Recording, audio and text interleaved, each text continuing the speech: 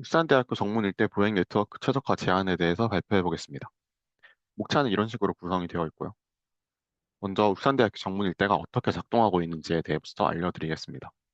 현재 울산대학교 정문 일대는 다양한 목적을 가진 보행자들이 진입을 하지만 단일화된 동선 구조로 인해서 시작부터 그 가능성이 제한된 상태에 놓여 있습니다. 그 가능성을 제한하는 조건들을 살펴보자면은 레벨 차이로 인한 단차라든지 시야를 가리는 현수막이나 식생, 그리고 상징탑만 바라보고 걷게 만드는 어떤 단일화된 동선이 문제라고 생각했습니다. 그래서 저희가 처음 이 공간을 분석했을 때는 이러한 흐름을 효율적으로 정리하는 게 가장 중요하다고 생각했습니다.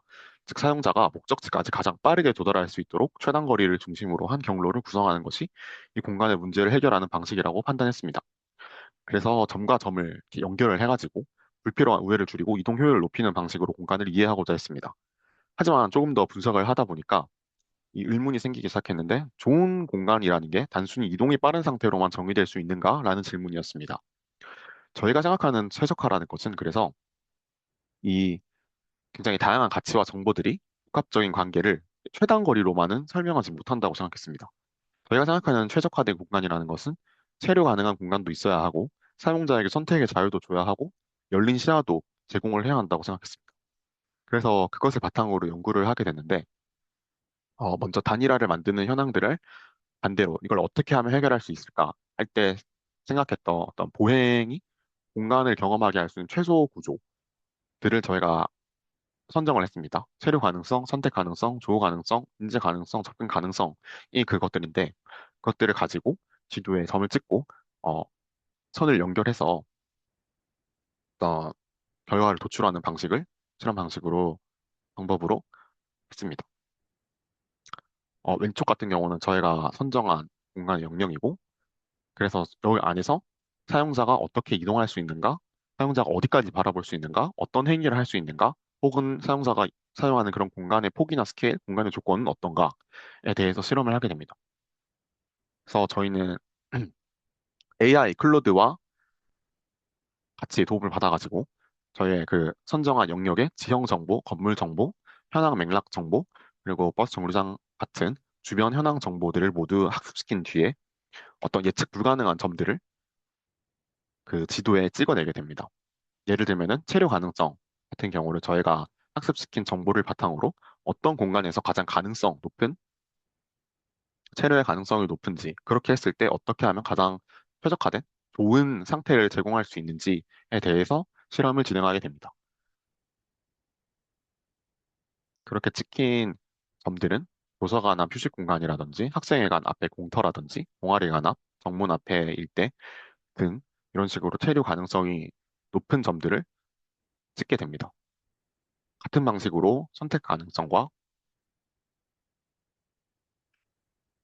조우 가능성 그리고 인지 가능성, 접근 가능성까지 실험을 진행을 했습니다. 그렇게 해서 같은 지도 위에 그 점들을 한 번에 매핑을 해본 결과고요. 그것들을 가지고 이제 로직을 만들게 됩니다.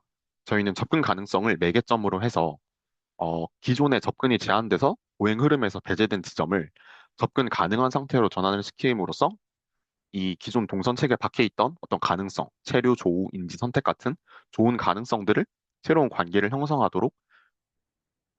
하고 그 분리되어 있던 조건들을 연결을 해서 새로운 흐름을 만들려고 했습니다.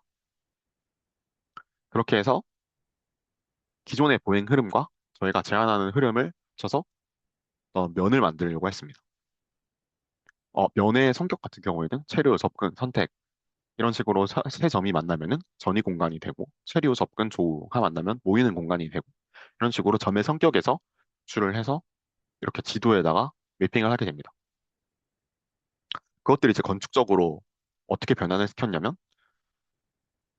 이런 잠재 지점들의 간의 연결을 저희가 선택한 삼각형과 삼각형의 지오메트리를 기반으로 실제 동선 흐름에 위해 각 프로그램을 고려를 해서 조직을 하게 됩니다.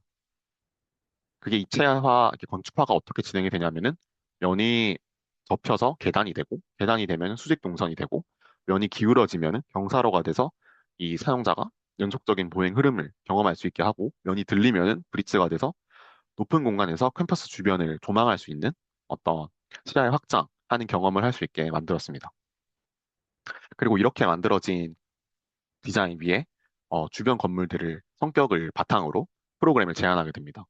도서관 주변 같은 경우에는 그냥 정적이고 공부하는 곳이라서 수공간을 배치를 한다거나 동아리가 아닌 학생회관 같이 학생들의 어떤 활동이 활발한 곳에는 야외 공연장을 그리고 또 전시장을 프로그램을 배치를 하게 됩니다. 그래서 저희가 제안하는 공간은 왼쪽이 기존의 캠퍼스고 오른쪽이 저희가 제안하는 정문 일대입니다. 더 자세히 보게 되면은 이렇게 학생회관 앞에 마당부터 야외 공연장, 동아리관 앞에 도경, 그리고 진입로의 가상 광장이나 도서관 쪽에 있는 수공간이나 지하 공방 같은 것들을 저희가 제안하고자 합니다.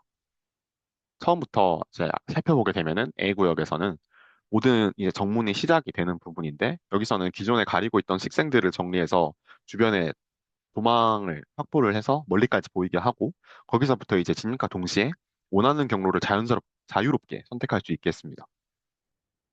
그 다음에 B구역 같은 경우에는 어, 동아리관이라든지 학생회관이라든지 그 주출입구와 굉장히 인접해서 학생들이 많이 다니는 공간이기 때문에 지하 통로가 있고 야외 전시장이나 야외 공연장이 있어가지고 동아리관 학생들이 지나가다가 같이 그늘에서 머무르기도 하고 어떤 행사를 같이 바라보기도 하고 또 쉽게 이 브릿지를 놔가지고 다른 공간으로 이동할 수 있도록 디자인을 했습니다.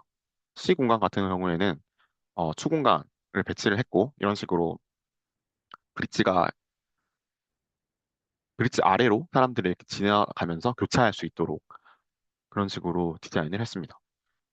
D 공간 같은 경우에는 어, 이와 마찬가지로 반대쪽과 같이 연결이 되는 지하 공간에 입구가 있고 그 건너편에 인사경 광장까지 이런 지오메트리가 연장이 돼가지고 이렇게 캠퍼스 전체로 흐름이 이어나갈 수 있도록 디자인을 해보았습니다. 그래서 이 레벨 차이가 기존에는 지상 레벨에서 횡단보도 양끝 단에 있는 횡단보도로만 이동이 가능했는데 이 지하에서 연결이 되어서 사용자가 우리 학생들이 더 다양한 선택지를 가지고 선택의 경로가 지상에서만 끝나지 않고 지하로도 확장될 수 있도록 디자인을 했습니다.